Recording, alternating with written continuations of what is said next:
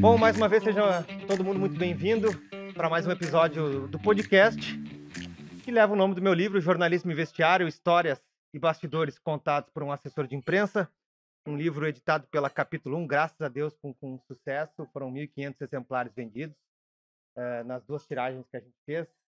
Mas o livro ainda está disponível para quem quiser no formato físico, que é esse aqui. É só entrar no site umlivro.com.br.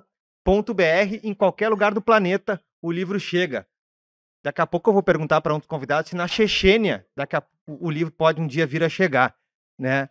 E para quem é mais novo e gosta já de ler o livro no tablet, na palma da mão, no celular, o livro pode ser comprado na forma eletrônica, o e-book, nas principais marketplaces que está acostumado a fazer qualquer outro tipo de compra. Hoje, um episódio que eu tentei dar um nome um pouco diferente, né, a minha ideia é sempre criar um nome para cada episódio. Digamos, nem sempre o que parece porque no futebol, às vezes o resultado de campo esconde muita coisa e o contrário também, né? Mas enfim, hoje eu tô aqui, tem gente dos Estados Unidos participando, eu quero dar muito boas-vindas para o André Zanota, diretor do Dallas FC, tá falando com a gente direto lá do Texas, executivo, recentemente campeão pelo Grêmio no biênio 17 e 18. Obrigado, André, por aceitar o convite.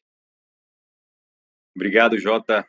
Prazer sempre conversar com você e convidados especiais aí. Vamos resenhar, que é sempre bom falar de futebol, falar do Grêmio. A ideia é justamente o recorte do livro, é a minha trajetória no clube, né? Como assessor de imprensa ali de 2011, o início até o início de 2020. Então, uma década de histórias na perspectiva do assessor de imprensa, né? Em 2011, quando eu entrei, eu já falei isso para ele pessoalmente uma vez, mas aqui faço questão de falar de novo, né? Nesse produto que eu estou colocando no ar, que é um podcast, que foi o primeiro jogador que me abriu não somente a porta do vestiário quando eu entrei, mas me abriu um sorriso. Foi o cara que melhor me acolheu em 2011. Eu chamo de alemão Adilson, mas está escrito aqui Adilson Varken, ou Varken, não sei como se pronuncia, perdão, Adilson. Ex-volante do Grêmio ali de 2007, 2008 até a temporada 2011, quando eu entrei, e que se parou de jogar há algum tempo, o último clube no Atlético Mineiro. Antes de te agradecer, quero saber se está bem. Tudo certo, Alemão? Obrigado por aceitar o convite. E aí, JP, rapaziada, prazer aí participar dessa resenha aí. Brincava muito no vestiário que o que salvava o futebol era a resenha. E, cara, uma honra essa história aí que começou do JP ter participado dela, ter aberto a porta e as portas do clube para ele, foi sensacional. Foi uma época não tão fácil, mas foi um prazer trabalhar no clube, participar daquela reconstrução, aqueles anos pós Série B.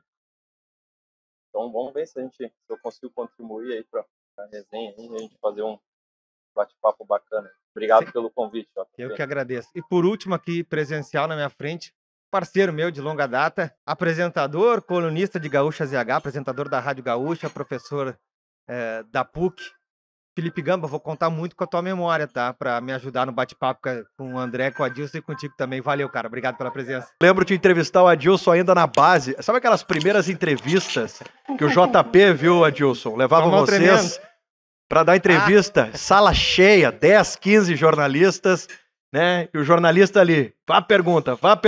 O guri acabou de subir e tudo mais, mão tremendo, né? Vermelho, mas o Adilson é uma grande figura, uma grande pessoa. Torci muito sempre pela carreira do Adilson, quando ele passou principalmente pela Rússia, e agora com esse final de carreira, a gente torce muito por ele. É uma satisfação estar aqui com vocês. Vou começar até por uma questão cronológica contigo, Adilson, porque 2011, logo que eu entrei no clube, cara, essa frase eu coloquei no meu livro, eu nunca mais esqueci de uma coisa que foi dita, não foi para mim, eu estava numa sala, provavelmente lá no departamento de futebol, no início da temporada. O Zanota só pegou o CT, não chegou a trabalhar no Olímpico, uma sala famosa lá do departamento de futebol, né, Gamba, tu conhecesse muito bem. Uma frase dita pelo Dr. Márcio Bolzoni. Na época ela não fez muito sentido para mim, né? Mas passado muito tempo, ela faz muito mais do que um sentido, ela tem muita veracidade. Se não sobre esse exemplo que ele colocou na época, eu vou reproduzir aqui, mas para mim, para vários outros exemplos de jogadores que eu trabalhei. ele estava conversando na época com os homens do futebol e com o seu Verardi, né? Acho que era final de 2010 para 2011, os jogadores não tinham se reapresentado ainda e o Fábio Santos tinha acertado a saída dele, acho que para o Corinthians, né, Adilson, de 10 para 11. E o Bolzoni disse a seguinte frase: a gente vai perder o nosso principal cara de vestiário. Bom, passado algum tempo, logo no início de 2011, exatamente quando eu entrei, outro cara a deixar o clube foi o Jonas. Eu trabalhei bem poucos dias com o Jonas e com o passar do tempo no vestiário, conhecendo vocês atletas e principalmente os profissionais, Adilson, eu via que a lamentação, além da questão técnica do Jonas, se lamentava muito a falta moral de entrega no vestiário, de relacionamento que ele tinha com todo mundo. E que isso, somado à questão do Fábio Santos observada pelo doutor, poderia vir a fazer muita diferença, né? Eu queria que tu contasse como ex-jogador, Adilson, e jogador daquela época, que peso tem para um vestiário quando perfis assim deixam o clube? Olha, bem lembrado da questão do Fábio Santos, e eu acabei vivendo uma situação parecida no Atlético. Foi meu último clube, porque nós nos reencontramos lá, e lá ele tinha o mesmo domínio do vestiário que ele tinha no Grêmio. Ele era querido por todos os atletas, pela comissão técnica, pelo staff todo do clube, né? Inclusive a carreira do Roger Guedes foi salva, né? Ele teve aquele bom momento dele no Atlético por causa do Fábio Santos, que fez ali o meio-campo, equilibrou ali as tensões ali e fez com que ele permanecesse no clube e desse a volta por cima, né? Então, aí mais um exemplo da importância de um atleta experiente, que conhece o vestiário, que é querido pelos atletas, que é escutado pela diretoria. Claro, envolve toda uma questão técnica também do cara. Ele tem o potencial ainda de permanecer, de performar, mas o atleta, ele de fato, ele não é só a parte técnica, né? O conjunto todo. Então, sim, o clube pode sentir bastante. Inclusive, ele foi contratado para o Corinthians. Claro, além da história que ele tinha dentro do clube, a identificação, o Corinthians estava precisando dessa figura dentro do vestiário. Então, ele voltou para o Corinthians também para agregar nesse sentido. Então, é importante que os homens do futebol, como tu disseste aí, deem um pouco mais de atenção para outros critérios também, não só critérios técnicos. Sim, importantíssimo. Uhum. Ô Zanota, tu trabalhaste no Grêmio 2017, 2018, na época mais vitoriosa do clube recentemente, né? E a gente conversava um pouquinho antes de começar a gravação, que não quer dizer que quando o clube está no auge desportivo, que as coisas andem perfeitamente internamente, né? Dentro do vestiário, né?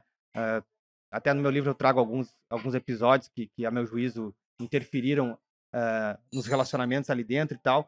Mas já que eu comecei falando relembrando o Dr. Bolzoni com uma frase, eu lembro assim de dois profissionais do futebol que falam frases, não sei se são deles, mas assim, e se as frases são exatamente essas, mas tem um pouco a ver com o que a gente está falando aqui. O Mano Menezes diz que dificilmente existe um time desunido campeão, né? E o Tinga é outro cara que diz que existe um futebol talvez ainda mais importante que não é jogado nas quartas e aos domingos, né? Que é o futebol do dia a dia, né? Na tua passagem, Zanota, pelo Grêmio, muito vitoriosa, estiveste longe, diria, de navegar em águas tranquilas, né? É verdade, Jota. E é o que a gente comentava antes, e todos aqui sabem que nem sempre quando você está ganhando, o clube está uma maravilha, e nem sempre quando você está perdendo, tudo é um desastre. Então tem esses dois lados, só que a cultura nossa do futebol, né, que o resultadismo faz com que a pressão externa afete de tal modo internamente que você às vezes começa a achar fantasma em coisas que às vezes não tem. E quando tem a calmaria, e muitas vezes eu escutei do Renato várias vezes, o Renato chegava para mim e falava: a gente está quase 2 anos sem crise. clube, né? Que treinador já te proporcionou 2 anos sem crise? Eu lembro disso. E é verdade, assim, porque todo, né? E a gente, né, teve 2 anos mágicos que foram em 17, 18 no Grêmio. Não só Libertadores, participar do Mundial, Recopa, mas também voltar a ganhar o Gauchão, né? E indo morar em Porto Alegre, eu vejo quão especial e quão valorizado é isso. O Grêmio há muito tempo não ganhava o Campeonato Gaúcho.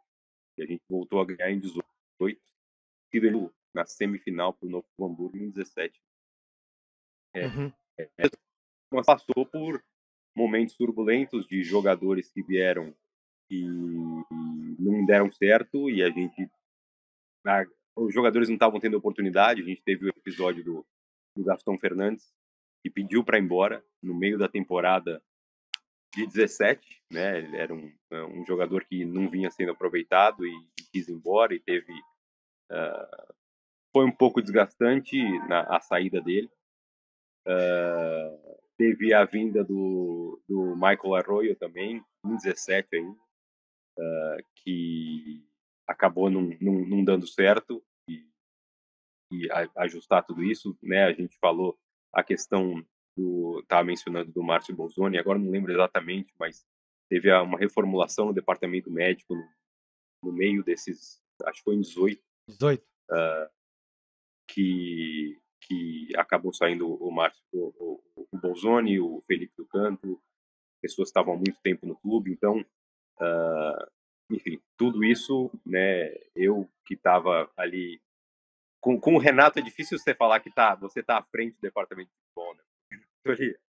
Ele era uma figura muito especial no clube, mas realmente lidar com essas adversidades, e às vezes o bom nesses momentos de vitória é que não reverbera de uma forma tão forte quanto no momento de crise, né? Que quando acontece um assunto, um tema como esse, acaba no momento de crise, como o clube passou ano passado, né? Acho que a repercussão seria muito maior e muito pior do que foi na minha época.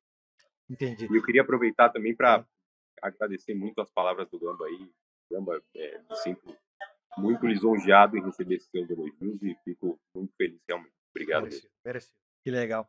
Gamba, a próxima pergunta é para ti, mas o Adilson, como bom volante, deu uma desarmada ali. Eu tentei tirar um pouquinho mais dele a questão do reflexo, de imaginar começar uma Libertadores com Ronaldinho e Jonas no ataque, e o ataque do Grêmio foi composto de uma maneira diferente, né? Mas assim, até para quem não lembra o contexto do início de 2011, o Renato vira o ano treinador, trazido pela gestão Duda Kreff, que termina naquele final de 2010. 2011 inicia com a volta do presidente Paulo Odoni, né? E acho que eu não estou fazendo nenhuma inconfidência aqui, se não é tão explícito assim, é de conhecimento público que a relação do Renato com o presidente Paulo Odoni não foi a mesma do que o Renato teve com dirigentes ao longo da história do Grêmio, né? Então eu queria insistir um pouco na pergunta que eu fiz ao Adilson para ti. Qual é a leitura que tu, como repórter na época, assim, faz desse combo, né? A troca de gestão, né? A não vinda do Ronaldinho, a saída do Jonas em seguida e a saída de jogadores como o Fábio Santos, que eu não trabalhei, mas que com o passar do tempo se viu que estava trazendo consequências para aquele início de 2011, e acho que durante todo 2011 o Adilson sofreu bastante. O Grêmio perde, inclusive, o título gaúcho dentro de casa, né, Alemão? Como é que tu enxergava todo esse combo aí? Bom, primeiro que toda mudança, ela traz consequências, né? Existem as mudanças que partem da direção através de um consenso para promover a mudança buscando o melhor. Sempre a premissa da mudança é essa. E existe a mudança que ela acontece por uma circunstância não prevista. Nesse caso do Grêmio, o Grêmio teve uma série de mudanças em todas as suas esferas. O Grêmio teve mudança na direção, o Grêmio teve mudança na comissão técnica e o Grêmio teve mudança no seu elenco. Ou seja, em todas as esferas do futebol, o Grêmio teve uma mudança. Nesse processo todo, o Grêmio teve algumas rupturas que não trouxeram benefício. O Grêmio teve perda técnica que era algo notório para o torcedor e para a imprensa de maneira geral. Perder o Jonas há um prejuízo técnico visível. Mas aí, e aí eu quero ressaltar aqui, a importância de espaços como esse, né? Quando a gente tem aqui a percepção do diretor executivo, quando a gente tem a percepção aqui do jogador e do assessor de imprensa, que eles transitam por setores onde a imprensa não transita. Exatamente. Né? Então, a partir daí, nós temos elementos que nem sempre estão à nossa disposição. E aí eu acho que é importante também o nosso público aqui que está nos ouvindo, nos assistindo, entender que nós, jornalistas, recebemos frações da informação, né? E a gente vai tentando montar uma espécie de quebra-cabeça. Nem sempre a gente recebe a informação completa.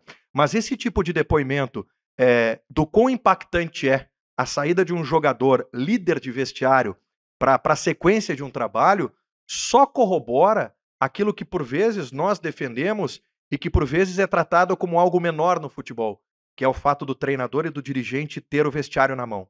Quando se perde líderes de um vestiário, remontar esse elenco é muito difícil, porque isso também passa por descrença, desconfiança por quem está chegando, e vocês aqui que frequentam o vestiário, vocês sabem que confiança, credibilidade, liderança não se estabelece do dia para a noite, é um processo.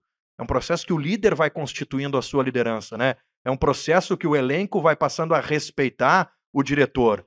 Não se impõe na base do grito, né? A partir do momento que o elenco percebe que ali é um trabalho, ele passa a respeitar, porque é um projeto, um trabalho e ele está surtindo resultado. E o Grêmio, nesse período, o Grêmio sofreu muito com isso. Havia uma desconfiança muito grande, muito grande. O Grêmio não conseguia simplesmente dar sequência, né? O Grêmio vinha de trocas de treinadores frequentes, o Grêmio vinha de uma carência muito forte, JP, muito forte de títulos expressivos.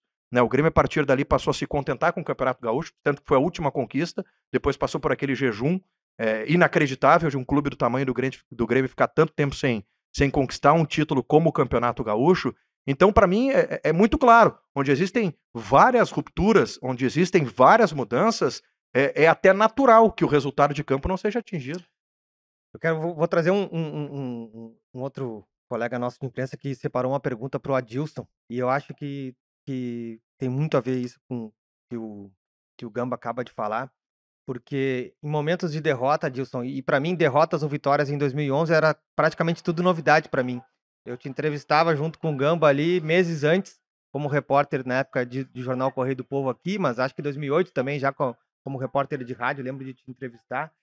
Mas ver o jogador, depois de uma vitória, e principalmente depois de uma derrota, e aí no caso particular do Adilson, né, o Grêmio perde dentro de casa, depois de ganhar o primeiro jogo da final de 2011, o Grêmio perde o Grenal de virada, o Grêmio sai na frente no Olímpico, perde nos pênaltis, acho que tu é um dos caras a bater o pênalti, né, Adilson?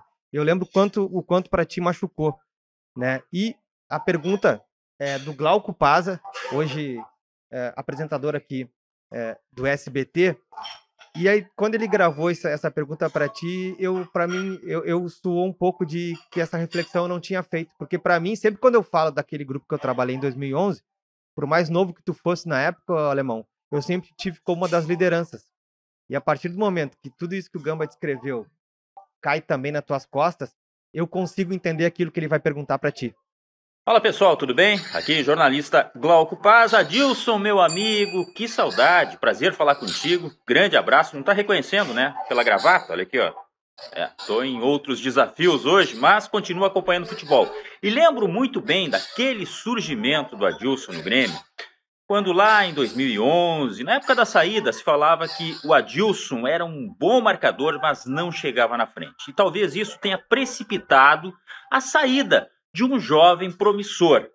Eu queria saber, na sua opinião, qual foi o erro de avaliação e que você sentiu naquele momento, se deveria ter uma oportunidade maior, uma compreensão maior até do contexto, para que surgisse ali o Adilson que você achava que podia render no Grêmio. Um abraço. E aí, Alemão? Buenas. Pô, que legal, cara. Tem uma nostalgia aqui, um sentimento legal. Vocês que a gente, relacionava ali dentro do futebol, e me voltam boas lembranças. Que contexto enorme que tem aqui. Eu vou tentar simplificar, cortar um pouco esse caminho. 2011 foi meu 5º ano como profissional do Grêmio.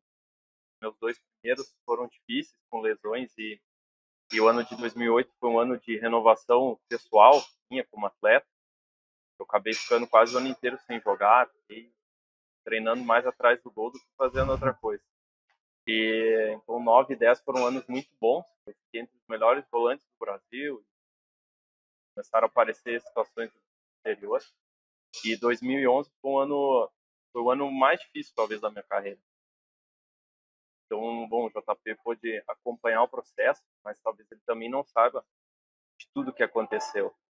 2011 nós fizemos um bom campeonato gaúcho e nós perdemos aquele Grenal, foi Grenal decisivo, porque antes nós havíamos perdido o turno pro Internacional também, pênalti, lá no Beira-Rio. Eu tinha convertido meu pênalti lá dentro. Eu lembro. Eu não era batedor de pênalti, mas eu vinha treinando há muito tempo e eu não errava nenhum pênalti. Tinha Vitor, Marcelo, não lembro quem eram os outros goleiros, provavelmente os meninos. Eu não errava pênalti, então eu acabei me tornando o cobrador oficial do time. Então, lá no final do Gauchão, converti. E naquele jogo de volta, aquele fatídico jogo, as coisas desandaram, nós perdemos de 3-2, então foi para penalidade. Mas eu terminei o jogo completamente esgotado aquele dia. Eu fiquei escanteado na ponta esquerda os últimos, talvez 5 minutos de jogo, e a gente já havia feito as substituições, eu tive câimbra nas duas pernas, eu estava completamente exausto, né? O jogo tinha sido muito intenso, eu tinha feito um baita do jogo também. Estava muito contente com a minha performance do dia, né? Apesar do resultado não ter sido o ideal. Então, quando o Renato começou a abordar os atletas pós-jogo ali para definir quem seriam os batedores, né? Eu seria naturalmente o batedor. E ele se aproximou de mim, olhou para mim, eu estava tirado no gramado, falei, Renato, zero condições, não tem a menor chance de bater o pênalti. Ele não perguntou duas vezes, ele foi adiante, né? Nesse momento, tu precisa estar confiante, assumir, pedir para bater, enfim. E então os pênaltis começaram a intercalar. Passaram dos 5 batedores, começou a intercalar. E a partir do 6º batedor, todos os atletas que estavam enfileirados, eu ficava olhando, ficava o pescoço assim, dava uma olhada para mim, que estava na ponta da fila, né? E aí, tia alemão, vamos? Falei, cara, zero condições, né? Mal conseguindo andar eu tava. E aí eu acho que ele intercalou mais uns 2. E aí aí o Huckenbach, que era o capitão, né, deu uma olhada e falou, alemão, aquela tua chapadinha lá, a gente confia em ti, vai lá e faz o teu melhor. E tinha centroavante, nosso titular, cara rodado, que teve medo de bater o pênalti, não bateu o pênalti aquele dia. O cara tava do meu lado, se eu errar, a torcida vai me matar, eu não posso ir. Falei, eu vou então, eu vou. Era um menino gremista desde sempre, apaixonado pelo clube, vivendo o meu maior sonho. Eu tinha que bater aquele pênalti.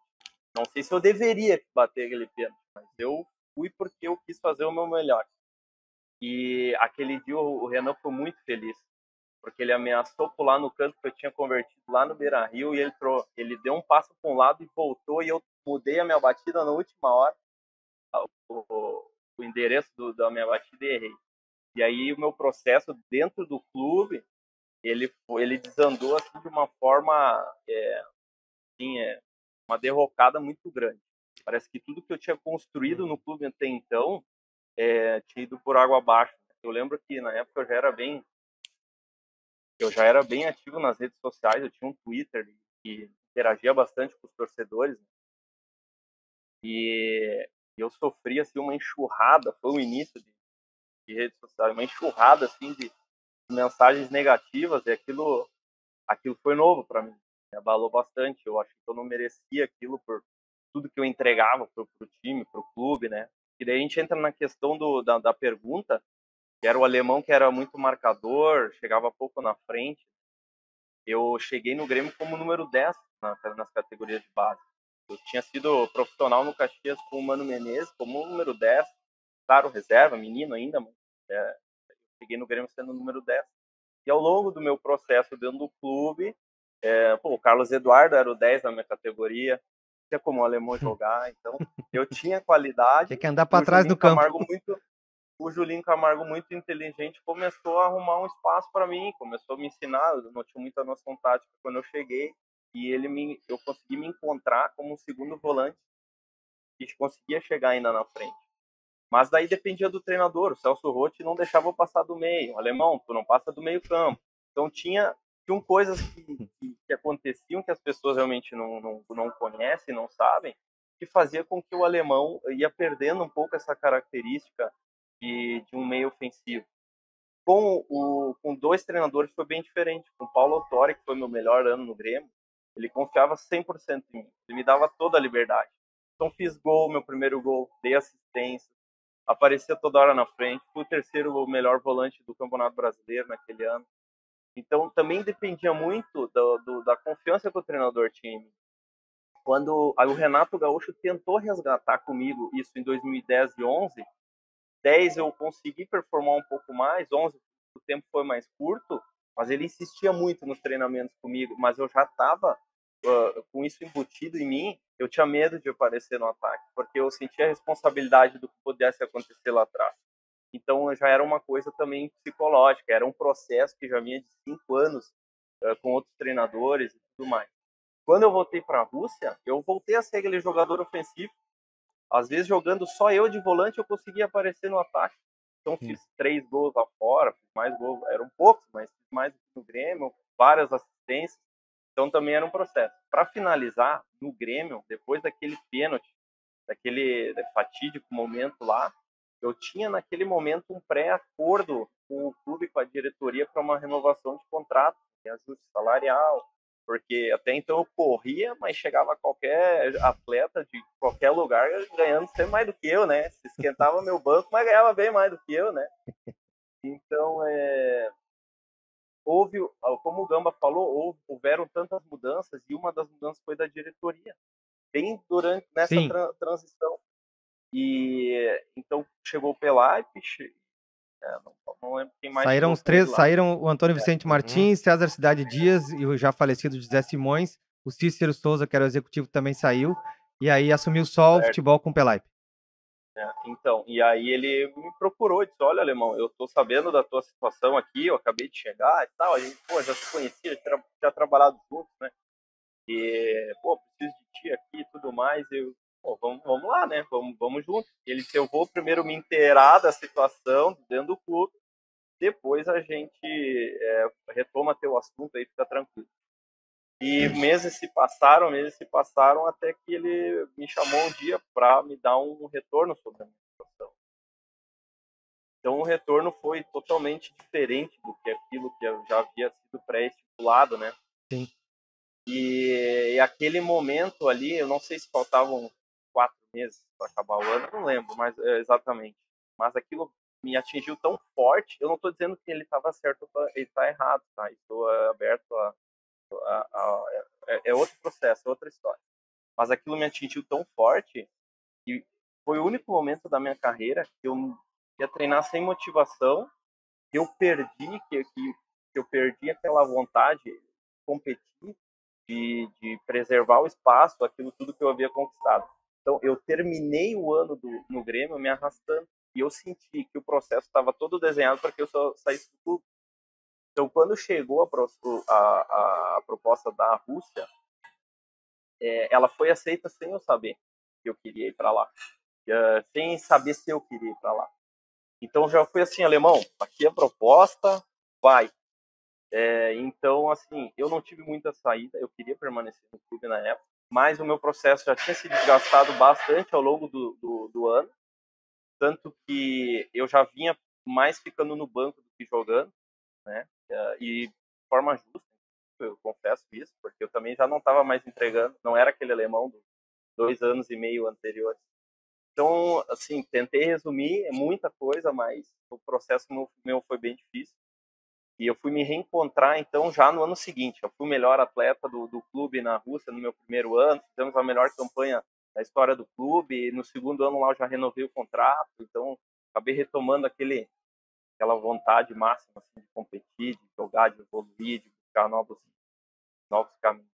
Ô Gamba, não é à toa que o Adilson era um dos caras mais escalados por mim, pelo Vitor Rodrigues na época, 2011, porque além de se expressar maravilhosamente bem como ele se expressa, tem uma personalidade para a idade e mantém até hoje, né? Então ele aparecia sempre. Mas eu quero aproveitar, primeiro que o Adilson, para variar, foi muito elegante, né?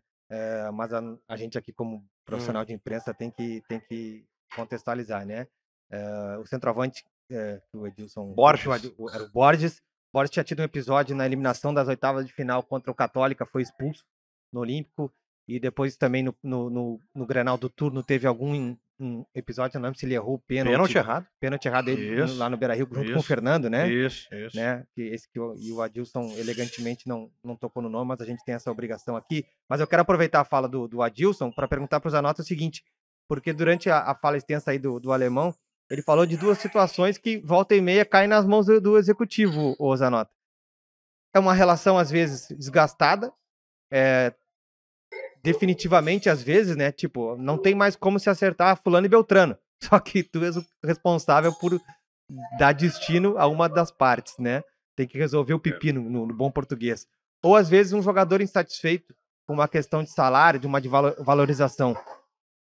Como é que o cara se vira aí para agradar todo mundo e para não se incomodar internamente? Porque qualquer decisão que tu tome, dificilmente tu vai deixar de agradar, tu vai conseguir agradar a todos, né, André?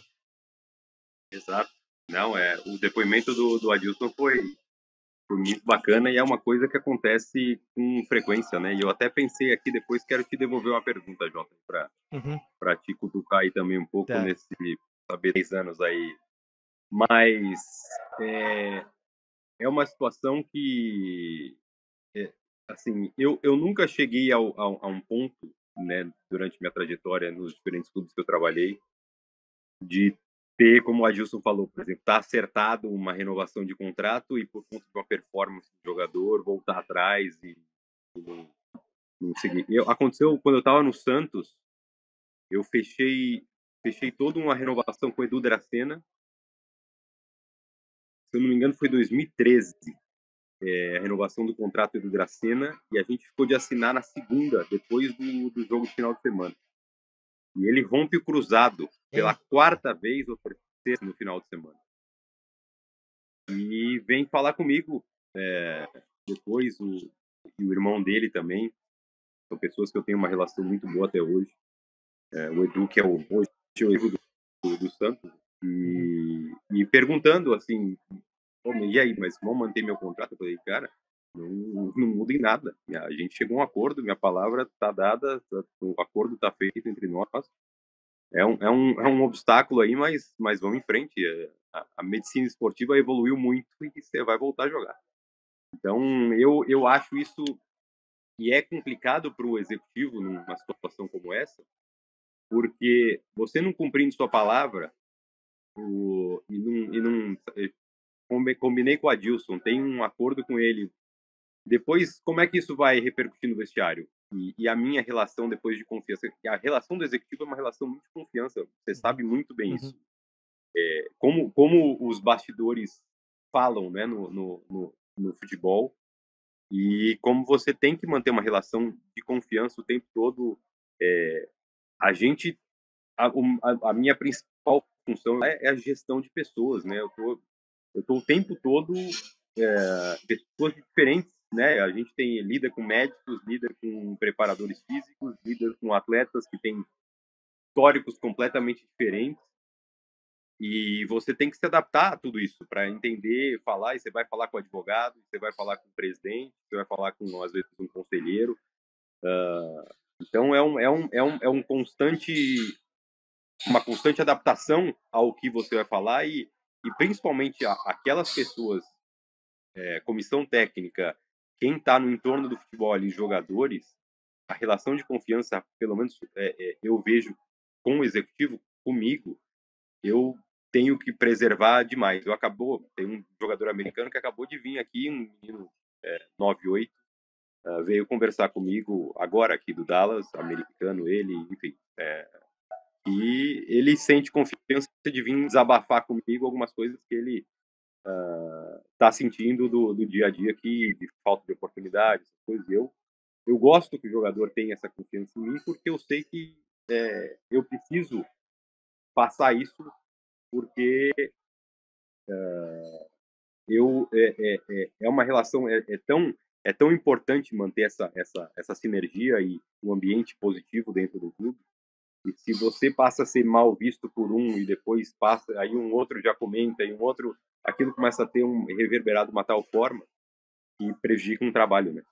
Então, eu acho muito legal essa declaração do Adilson, porque quem trabalha com futebol sabe da cabeça dele, como é um cara, como você falou, ele se expressa muito bem, tem uma mentalidade muito forte e às vezes alguém que passa por isso depois não consegue se reerguer. E ele consegue logo em seguida.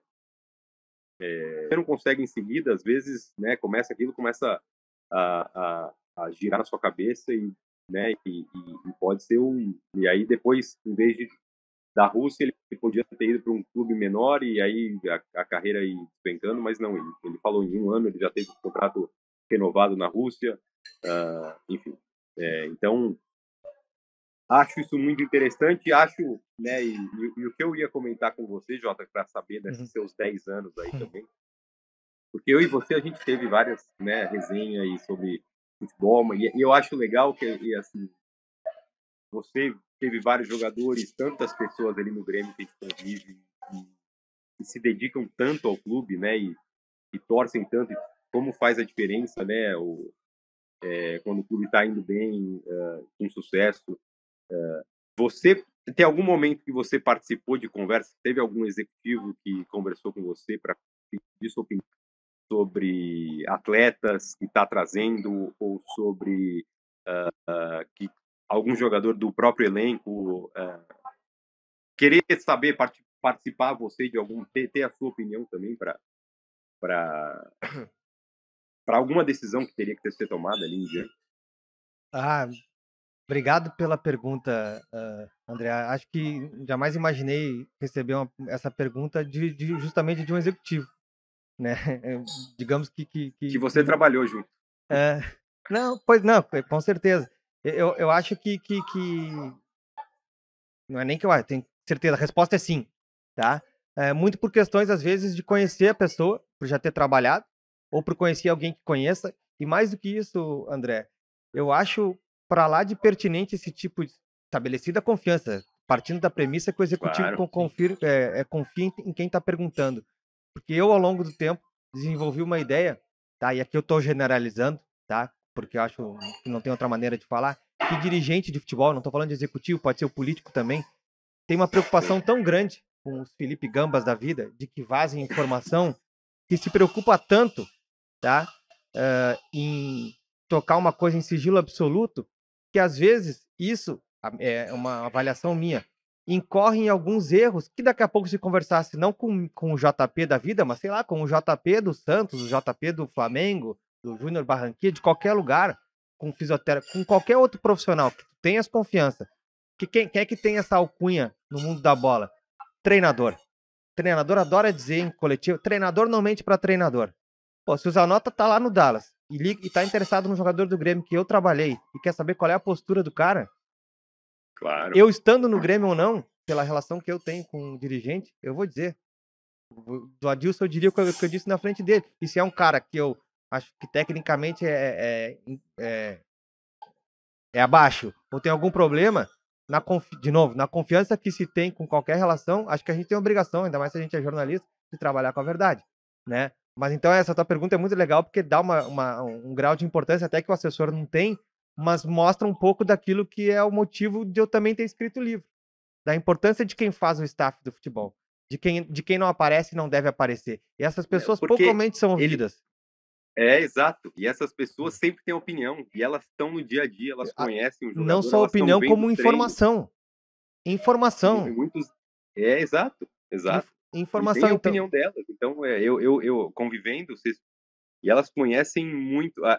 Até um treinador aqui, americano, que eu tenho aqui, que ele chegou recentemente, ele fala, ele dá uma importância pro fisioterapeuta, roupeiro, porque ele sabe que o jogador ele se encosta nele, e ele fala, e uma das primeiras coisas que eu vi ele falando, e eu já vi isso, né, de outros treinadores também, Nunca, ele falou pro Roupeiro, na primeira reunião que ele fez com todo mundo, nunca me conte o que os jogadores desabafam pra você.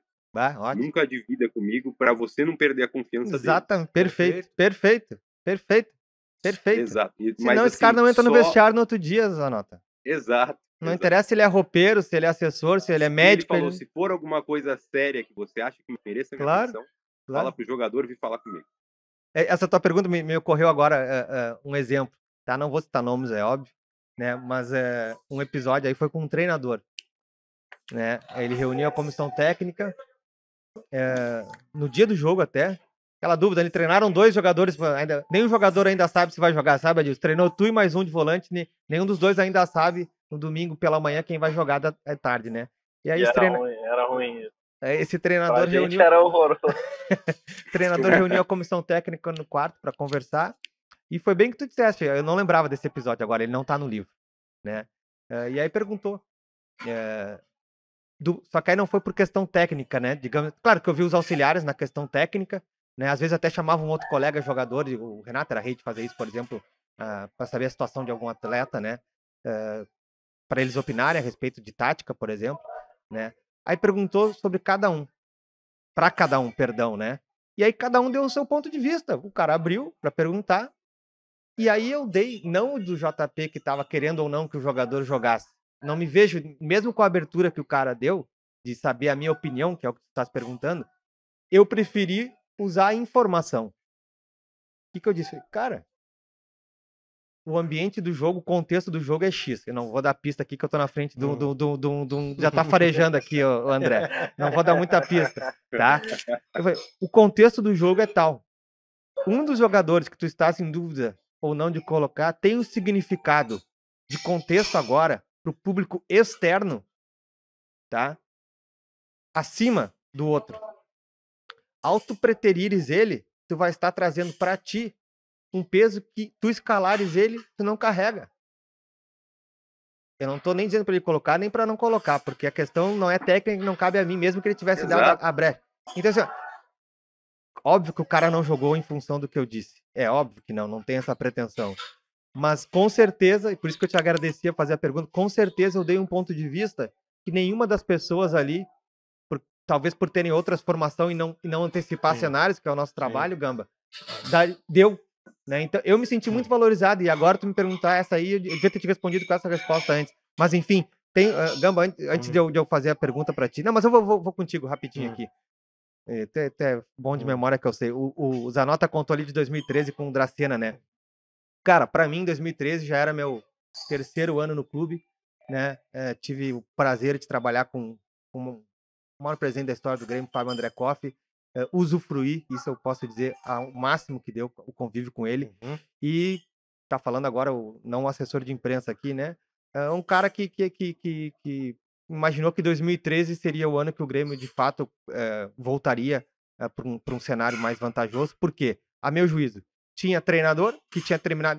Pô, daqui uns anos, André, tu que é paulista, dificilmente vai conseguir fazer com que alguém acredite que lembrando dos anos 90, os confrontos do Vanderlei contra o Grêmio, pelo Corinthians, pelo Flamengo, pelo Palmeiras, o Vanderlei terminou 2012, o Adilson já tinha saído daqui, aplaudido de pé com a torcida pedindo. Eu só vi o Tite. Em 2001, a torcida do Grêmio gritando o nome do técnico. Sem falar do Renato, que é depois. Tá? Ele sai aplaudido pelo Estádio Olímpico inteiro no jogo contra o São Paulo. Ele renova o contrato. Bom, 2013 aí começa a vir, eu separei até aqui, ó. É quase um time alemão.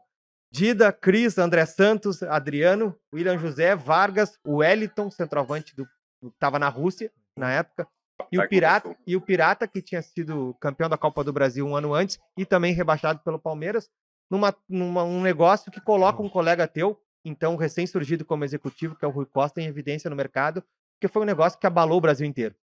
Tá? Para ter uma ideia, nós, assessores de imprensa do futebol na época, não sabíamos onde o Rui estava. E os dirigentes da confiança que sempre tiveram conosco da assessoria, e o Rui era um deles, nesse caso específico, nem para nós ele falou, só nos avisou para anunciar o Barcos e tal. Foi uma bomba aqui. Mas, Gamba, minha pergunta para ti porque o assunto hoje aqui qual é? Nem sempre o que parece é. Perfeito. Diretoria, volta Fábio Koff depois de 2 vezes, no 83 e 95, campeão da América do mundo na segunda vez, não, né? Campeão brasileiro.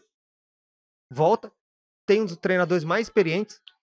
Tinha um time já que terminou a terceira ou quarta no brasileiro, ele já tinha trazido o Vanderlei com o Odoni, com o Pelaipe, Elano, Zé Roberto, Souza, acho que já veio até para o lugar do Adilson em 2012, depois foi para São Paulo e para a Turquia, e vem esse um monte de jogadores. Tinha um estádio novo, tinha uma energia a favor, teoricamente, e deu tudo errado. De fora, como é que tu... Entre expectativa e realidade, aquilo que se fala nas redes sociais, é a maior diferença. Né? Perfeito. Para mim, a leitura é a seguinte. O Grêmio tinha um treinador que não era o treinador do seu presidente. O presidente Fábio Koff foi obrigado... Ele conta isso na sua biografia. Obrigado. Ele revela isso. Revela. Obrigado. Ele foi obrigado a permanecer com o Vanderlei Luxemburgo. Torcida, né? É isso. Esse cenário desse jogo descrito por ti, que foi um Grêmio e São Paulo no Olímpico. 2-1 de virada. 2-1 de virada, que o Vanderlei Luxemburgo é ovacionado pela torcida do Grêmio, garantiu a prorrogação de contrato do Luxemburgo. E todos nós sabíamos que o então presidente Fábio Koff não queria a permanência do Luxemburgo, mas esse cenário obrigou Fábio Koff a permanecer com o Luxemburgo. O que o Grêmio naquele momento fez? Tá? O Grêmio entregou a chave do vestiário para o Luxemburgo. Luxemburgo definiu as contratações. Luxemburgo fez o mapeamento de mercado. E trouxe jogadores qualificados, sim, mas trouxe jogadores da sua confiança. Ele escolheu os jogadores, ele indicou os jogadores. A gente pode entrar aqui num outro assunto, e está aqui o André, que é um profissional da área, gabaritado para falar isso, mas sempre é importante buscar um meio termo nesse caso. Né? A opinião do treinador é importante, dele revelar o jogador que ele gostaria de trabalhar, mas terceirizar toda essa responsabilidade para o treinador, em algum momento, essa conta chegará. Para quem? Para o dirigente e para o presidente. Nesse caso, o Grêmio tinha jogadores qualificados, o Grêmio fez investimentos pesados, o treinador não era o treinador do presidente, nunca houve uma relação de confiança entre presidente e treinador, pelo contrário, sempre havia uma desconfiança a ponto de, a cada tropeço do Grêmio, se especular fortemente que o Luxemburgo poderia ser demitido, e aí nós chegamos no ápice dessa relação, que foram as manifestações tanto do presidente Fábio Koff, com respostas do Vanderlei Luxemburgo, que foi uma briga pública através da imprensa, com ofensas de parte a parte, que apenas corroboraram tudo aquilo que se sabia. Não havia ambiente entre presidente e treinador. Isso é muito delicado. É muito delicado porque todo um clube sabe disso, todo um vestiário sabe disso. E para mim, esse foi um dos fatores determinantes do porquê que esse Grêmio não deu liga. O final da resposta do Gamba aí já é o trampolim para eu colocar mais um convidado. E a pergunta é para ti, Zanota, tá? Um colega nosso aqui de profissão. Por favor, o dado do ge.com.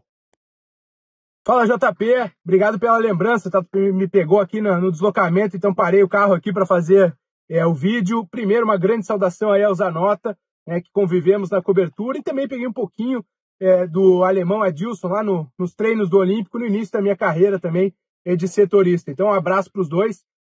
Zanota, você estava no comando dos últimos 2 anos vitoriosos do Grêmio aí, né? 2017 e 2018, com grandes títulos.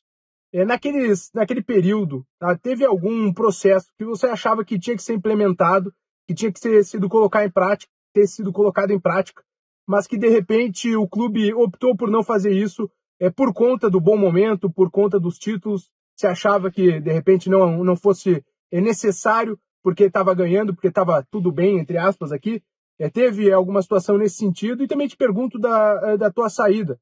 Evidente que o Dallas é uma grande oportunidade de mercado, né, de trabalhar nos Estados Unidos, mas teve alguma situação de, por exemplo, não ter a liberdade, de repente, para conduzir o departamento de futebol como tu gostaria? Valeu, um grande abraço para vocês, viu? Valeu, JP! Deixa eu começar pela última, depois você me ajuda a lembrar da primeira também, mas... a minha saída, na verdade, eu já vinha, nunca houve, e quando, eu sempre vejo dessa forma, quando eu chego num clube, eu tenho que me adaptar à cultura do clube, adaptar como o clube funciona e não ao contrário. Então, eu cheguei sabendo como é que as coisas estavam funcionando, e eu tento o mais rápido possível, assim que chega tentar fazer um diagnóstico ali para saber. E o Jota conviveu comigo, então, sabe, eu sou um cara tranquilo.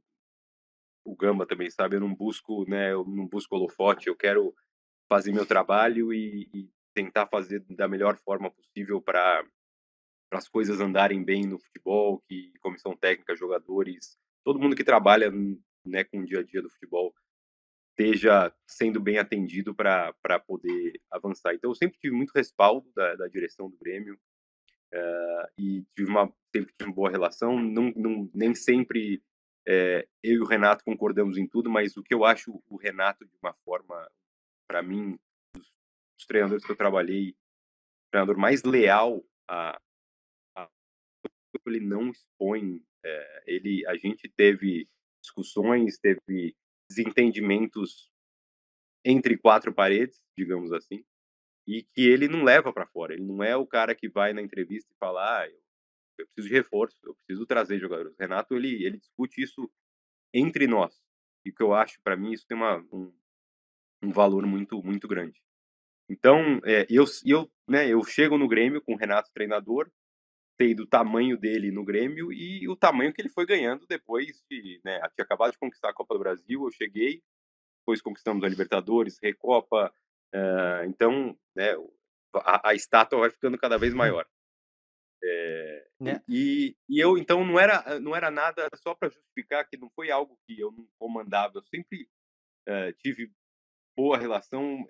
Eu sei que com o tempo que eu fui ganhando respeito e confiança do Renato também, para ele entender que eu estava ali para ajudar o ambiente, para que as coisas funcionassem de uma forma melhor, que ele tivesse que se envolver, tentar fazer com que ele se envolvesse menos em questões que muitas vezes eu entendia que ele não precisava se desgastar tanto.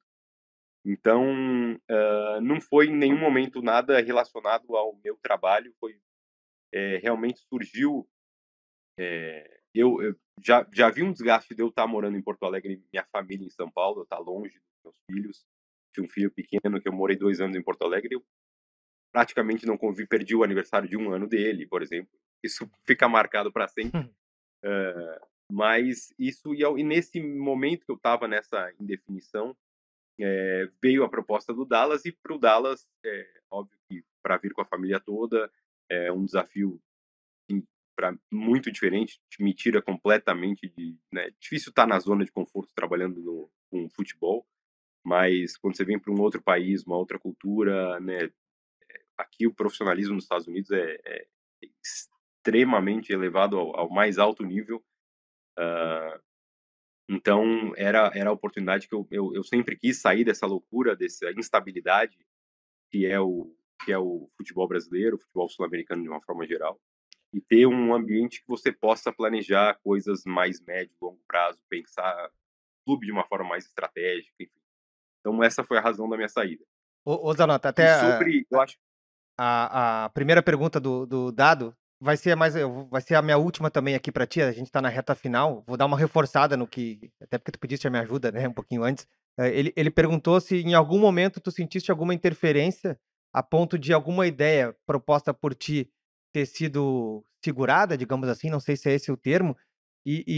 Embora tu tenha saído em 18 e eu só um ano depois em 19, todo ano de 2019 eu descrevo isso com detalhes, incorre com que eu te pergunte: tu via muita política aqui no clube, no Grêmio?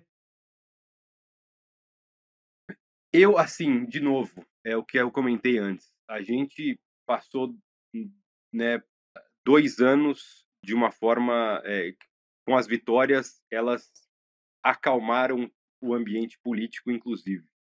Então, política, né, a gente vê imagina as carteiradas em finais de campeonatos importantes por ingresso. Você vê política em vários, né? Para mim, eu já passei por, não só no Grêmio, mas a questão da política e aqui aqui nos Estados Unidos não existe.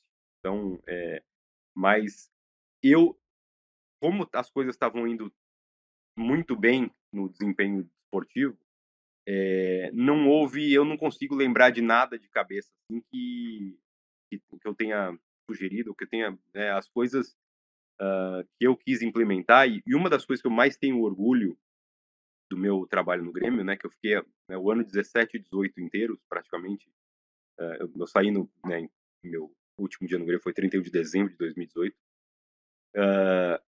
Foi, o Jota sabe muito bem, e quando eu cheguei, o grupo de transição do Grêmio era assim, assustador.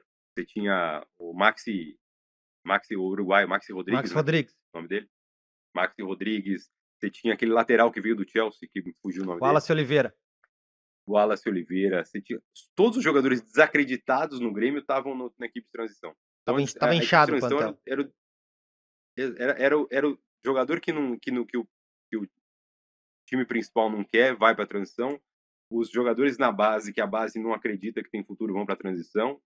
E era um ambiente extremamente desmotivado, extremamente. E aí eu fiz um projeto, apresentei para o Dorico na época, discutimos muito, a gente fez um grupo de trabalho dentro do Grêmio. Então essas coisas que com a vitória você consegue levar adiante, para a gente fazer do time de transição realmente um passo importante entre a base e o time principal. Então, a gente reformulou completamente a equipe de transição, passou a só colocar os principais jogadores da base, e passou a ser também um lugar para a gente, como o holofote na equipe de transição é infinitamente menor do que no time principal, você consegue trazer uns jogadores para... Você pode errar mais na contratação, digamos assim. Você coloca um jogador, faz um contrato curto e se ele for bem, ótimo, você depois amplia, e se ele não for bem, né, em pouco tempo você já pode tirá-lo. Então, a gente foi moldando dessa forma e foi tentando mostrar para os jogadores que era diferente, que realmente a partir dali valia a pena estar na equipe de transição do Grêmio. A gente começou a disputar o Campeonato Brasileiro de Aspirantes, que depois passou a ser campeão. Fiquei muito feliz quando depois que o Grêmio foi campeão brasileiro de Aspirantes, que foi um projeto começado lá atrás. E eu lembro sentar com o PP, sentar com o Jean-Pierre, o PP tinha uma proposta da Ponte Preta. Ele queria sair para a Ponte Preta emprestado. Eu falei, não, fica na transição, que é melhor você ficar aqui, você vai ficar sendo visto e você vai participar. O Jean-Pierre tinha a Chapecoense e o Atlético Paranaense. E a gente segurou, fica na transição que você vai ter oportunidade. Mateuzinho, acabou, enfim, tantos que passaram ali, e foi um trabalho, né, houve mudança de comissão técnica, mudança de mentalidade mesmo do grupo de transição, que esse foi um projeto que, assim que a pergunta do Dado veio, e eu lembrei que foi algo que eu apresentei, eu fui no Conselho de Administração do Grêmio apresentar toda a ideia e por que era preciso fazer essa mudança e investir ali nesse segundo, né, time B, para poder preparar os jogadores melhores para chegar. Era muita conversa com o Renato reclamava, o Jota sabe, o jogador tem o lapidar, que ele falava, né, tem que escovar o dente, tem que ensinar ele a escovar o dente, o Renato adorava falar isso. E aí a gente tentar ensinar o jogador a escovar o dente antes de chegar ali na mão do Renato. Então, e esse projeto acabou dando muitos frutos para o Grêmio depois. E era algo que eu sabia que os frutos muitas vezes vêm depois que você sai do clube. Então você começa, espera que depois da sua saída aquilo tenha continuidade para o clube, para poder frutos esportivos e financeiros, né? Mateuzinho, Juan, PP, enfim, jogadores que passaram pela transição, tiveram um período importante de transição antes de chegar no time principal. Bom, estamos na reta final aqui, então eu bolei aqui, eu quero fazer a mesma pergunta para o Adilson e para o Gamba, pelo seguinte motivo. Eu, como jornalista, Gamba, durante 10 anos, tive o privilégio de circular, como tu disseste na abertura ali, num ambiente que a imprensa, mesmo que tenha circulado nos tempos idos, como no pós-jogo, entrevistar e tal, mas é no dia a dia que é a diferença, né? Esse é o privilégio de conhecer as pessoas na intimidade e de ver como os acontecimentos decorrem e cada um reage de uma maneira, né? E às vezes até o que a imprensa observa é exatamente aquilo que está acontecendo, às vezes é distorcido, às vezes é errado, o que eu acho perfeitamente normal, né? Eu vejo que o futebol ainda não consegue entender que a imprensa erre por justamente não ter ideia de como é muitas vezes, né? E é um outro tipo de desconhecimento a meu juízo, eu sei que eu sou meio que voto vencido nisso. Mas enfim, eu quero perguntar para ti, Adilson, na perspectiva do jogador, né? em vários momentos, não só no Grêmio, mas a pauta aqui é o Grêmio, né? Para ver se fecha com o que o Gamba depois vai responder, para ver se o ponto de vista é diferente, porque para mim só é diferente porque eu tive a chance de trabalhar no clube. Provavelmente a minha resposta, se eu não tivesse trabalhado, seria semelhante à que eu acho que o Gamba vai dar. Alemão, qual é o momento que uma liderança de vestiário aparece? Qual é o momento? Para jogador, tá? Não executivo, não o vice-futebol, nem o treinador. Provavelmente no momento mais difícil, talvez. E como é isso? Ele tem que... Bom, primeiro ele já tem que ser uma referência de histórico no futebol, ou enfim, é aquela figura que você olha diferente com respeito, que tem credibilidade, não sei se é essa a palavra, para assumir esse papel, mas por exemplo, teve eu não sei se é a mesma coisa, JP, mas por exemplo, em 2010, quando o Renato chegou no Grêmio, nós estávamos na zona do rebaixamento. Nós estávamos na zona do rebaixamento. E eu completamente destroçado o vestiário, já vinha de reuniões uma atrás da outra para tentar buscar uma solução, só que as coisas não estavam acontecendo no campo. E o Fábio Rockenbach, que era aquela figura Barcelona, Inglaterra, aquele fenômeno, estava largado dentro do vestiário lá, estava abandonado, né? Cabisbaixo, reserva, enfim. E o Renato chegou, aí também tem o papel de quem está por trás, né? Quem está participando do processo que não seja o atleta. O Renato chegou, deu a faixa de capitão para o Rockenbach, colocou ele como o principal líder e aconteceu o que aconteceu. O time terminou em quarto colocado, o brasileiro. Se tivesse mais algumas rodadas, a gente ia brigar pelo título. Então, assim, era uma liderança nata que estava ali sem credibilidade ou sem nenhum tipo de suporte, que mudou totalmente o cenário a partir de um processo simples, de uma identificação simples do Renato de ajuste de vestiário. Então, chegou o líder, que era o Renato, reergueu o outro líder, que era o Rockenbach. E desabrochou todo mundo. Foi todo mundo. O Renato botou todo o peso nas costas dele, falou: desempenhe o papel de vocês aí, o resto eu seguro. Então tem vários tipos de processos de liderança, podem surgir de várias maneiras, né? Essa foi através do treinador, né? Mas os meninos, principalmente, sofrem mais durante esse processo, esses momentos difíceis, né? Então eles acabam se apoiando um pouco mais ou muito mais nos mais experientes. Então é aquele que assume a bronca mesmo, cara. Bota a cara aí, sim. Acho que nesse momento essa é a minha opinião. Tá. Gamba, a pergunta é a mesma, vou fazer só um adendo, que é o seguinte: a gente está gravando esse podcast no 3º ano da pandemia, né? Não sei quando alguém estiver ouvindo isso aqui, em que momento a gente vai estar vivendo. Espero que já sem a pandemia, ou cada vez menor, né? Por que eu estou fazendo esse adendo? Porque há bastante tempo a relação imprensa e jogador deixou de ser física, agora, graças a Deus, tá retomando aos pouquinhos, mas está muito longe daquilo que era há 2 anos atrás, né? Então, a capacidade de identificar algumas coisas através da imprensa nos profissionais de futebol está diminuta. Então, só esse asterisco, assim, a pergunta é a mesma. Como é que tu enxergas um líder dentro do vestiário, embora tu nunca tenha entrado? Perfeito, eu te respondo fazendo uma breve linha do tempo, tá? E aí eu trago um pouco essa linha do tempo envolvendo a minha trajetória. Quando eu iniciei como repórter esportivo, e eu vou pegar como exemplo o Olímpico, o assunto aqui é o Grêmio, nós esperávamos os jogadores chegarem para treinar no estacionamento do Olímpico. Tinha o Olímpico com o vestiário por onde os jogadores entravam, o Adilson entrava por aquela porta, e nós tínhamos o gramado suplementar. Por aquela porta passavam os jogadores e eles iam treinar no gramado suplementar. Sequer havia uma grade que separava o setor da imprensa do setor dos jogadores. Se eu não me engano, quando tu começou como assessor de imprensa, já existia grade. Já existia grade. Antes não Antes existia. não existia. Então eu peguei uma época que a gente Entrevistado esperava os jogadores no carro. na porta do vestiário tomando café com o Pedrão. Pedrão tá lá até hoje, Tomando Tá, café até com o Pedrão. hoje. Os jogadores começavam a chegar 2h30, 1h30 a gente tava ali tomando cafezinho com o Pedrão, contando história e tal. O Pedrão, né, contando as histórias dele, que ele ganhava Que moeda época dos boa. jogadores, e que ele fazia malabarismo com moedinha e tudo mais. E Verdade. ali, Adilson e Zanota, ali eu tinha um ambiente. Ali eu tinha ambiente, eu ia entrevistar o Claudio Miro, ia entrevistar o Caio, que hoje é comentarista, e ali o jogador me chamava no canto e me dizia, tem problema, tá ruim, por isso, só não coloca no ar, não ia pro ar, mas tu ia formando o ambiente.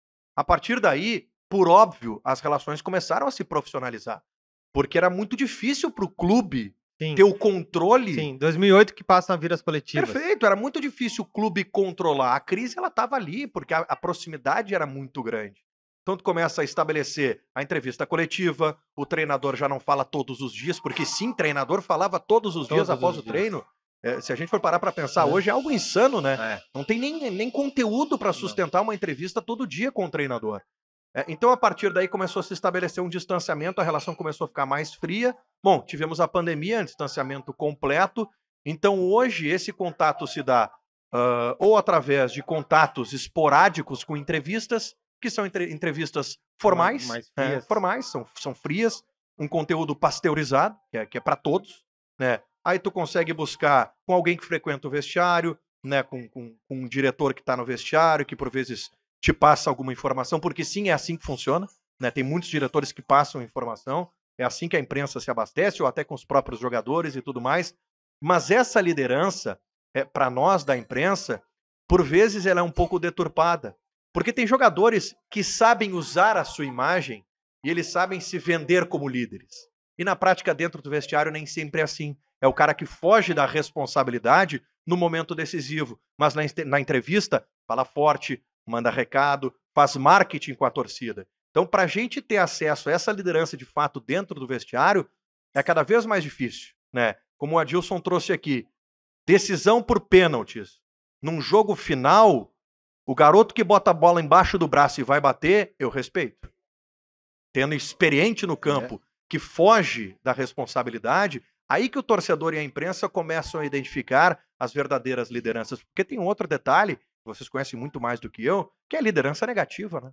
A liderança negativa que contamina, e aí entra o papel do diretor executivo, entra o papel do treinador para tentar, de alguma forma, amenizar e neutralizar isso. Perfeito. Eu teria vontade de seguir mais uma hora aí, mas eu sei que tá todo mundo com compromisso, né? Principalmente o Zanota lá dos Estados Unidos, a quem eu agradeço primeiramente, porque o fuso tá a nosso favor aqui, né? Sei que para ti é mais difícil nos atender. Então, Zanota, obrigado pela participação. Prazer, sucesso para ti nos Estados Unidos aí, cara. Obrigado você, Jota, é um prazer falar e eu ia comentar isso justamente, que dá para ficar aqui mais algumas horas tranquilo conversando e vocês vão falando, vou lembrando de outros episódios aqui, enfim. Mas muito legal, parabéns pelo sucesso do livro. Tô esperando aqui para ver se chega nos Estados Unidos mesmo, vou cobrar. Vai chegar sim. Mas parabéns e muito legal. Sucesso para vocês sempre. Um prazer reencontrar, falar de novo com o Gamba. Já falamos algumas vezes. E conhecer o Adilson, que eu ainda não tive a oportunidade de conhecer pessoalmente, mas é uma pessoa daquelas que qualquer pessoa que você conversa no futebol sempre dá referências excelentes sobre ele. Então, prazer também dividir aqui esse tempo com você, Adilson. E deu para ver que tava com saudade da latinha. Alemão, obrigado. obrigado pela participação, cara. Mais uma vez, ter aberto as portas para mim em 2011. Tá aí por ter aceito o convite de participar do podcast aqui. O Alemão Adilson, que prestigiou o lançamento presencial do meu livro ano passado. Obrigado, Alemão. Eu que agradeço. Eu queria parabenizar o Zanota também, porque ele foi contando a história ali da equipe de transição, e eu lembro que eu estava no Atlético Mineiro e era muito amigo do Fábio Santos, estava o tempo inteiro juntos, e ele era muito ligado ao Douglas, maestro. Então o vestiário do Grêmio passava ali pela gente de tudo que estava acontecendo, né?